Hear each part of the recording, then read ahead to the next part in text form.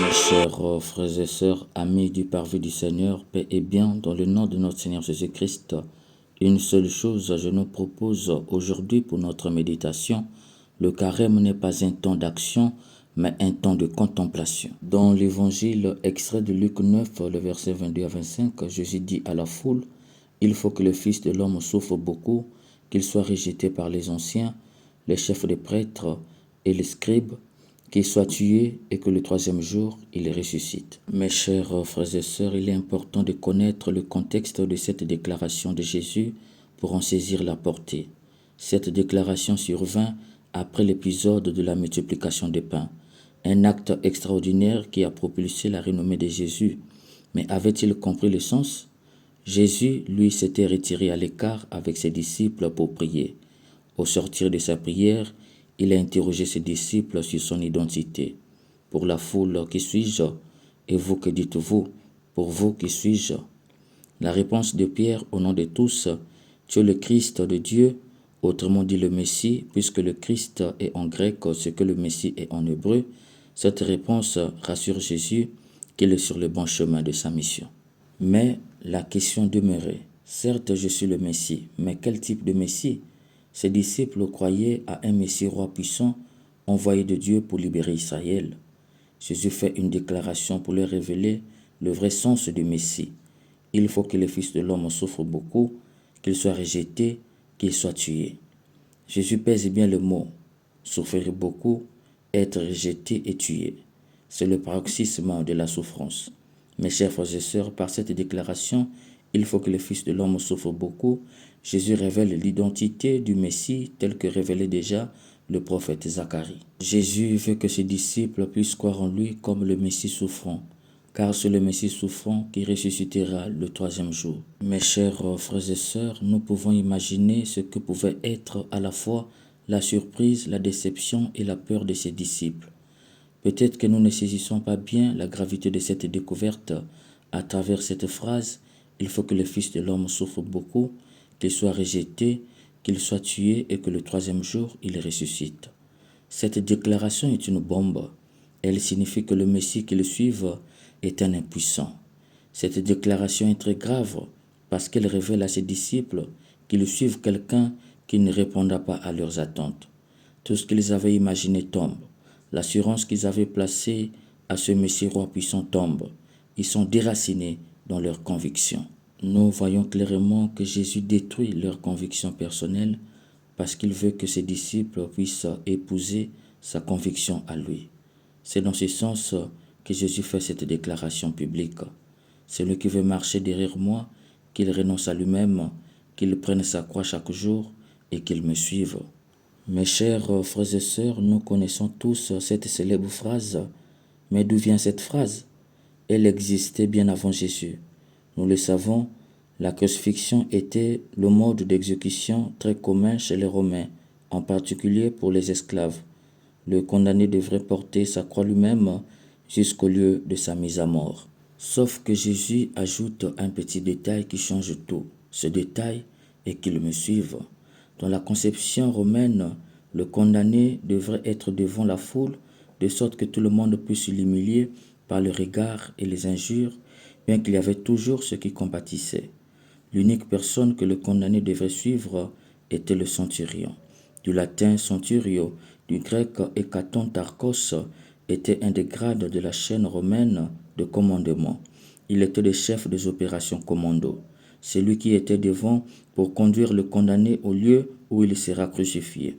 Il était devant certes pour montrer le chemin, mais plus pour aller accomplir sa mission.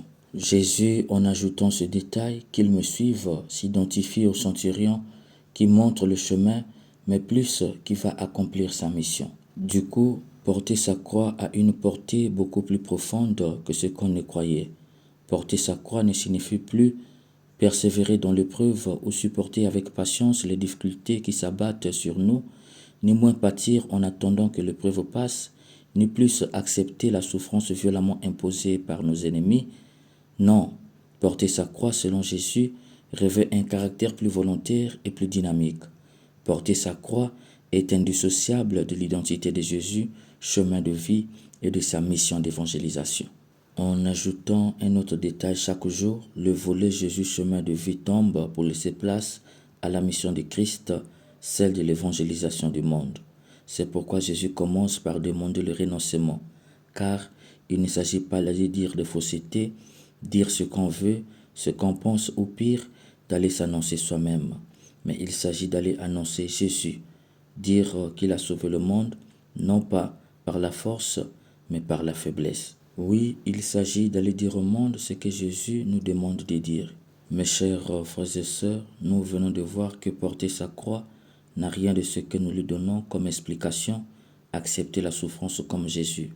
Non, notre Seigneur Jésus n'est pas un acteur faisant la propagande de la souffrance. La souffrance n'est pas l'unique chemin pour le ciel. D'ailleurs, il nous invite à combattre avec dernière énergie les souffrances imposées. Ce que Jésus nous demande lorsqu'il dit « Celui qui veut marcher derrière moi, qu'il renonce à lui-même, qu'il prenne sa croix chaque jour et qu'il me suive », c'est d'être missionnaire à sa suite. C'est pourquoi dans la pédagogie de Saint Luc, lorsqu'il annonce que le Fils de l'homme doit beaucoup souffrir, Saint Luc nous dit « Jésus disait à ses disciples, il faut que le Fils de l'homme souffre beaucoup ». Mais lorsqu'il demande de porter la croix, Jésus ne parle plus à ses disciples. Saint Luc nous dit Jésus disait à la foule, celui qui veut marcher derrière moi. On passe de Jésus qui parle à ses disciples à Jésus qui parle à la foule. Pourquoi cette démarcation? C'est parce que la mission adientes, la mission d'annoncer le salut à tout l'univers, est la mission de tout le monde. Tout le monde doit être missionnaire à la suite de Christ. Par ailleurs, comment faire pour être missionnaire?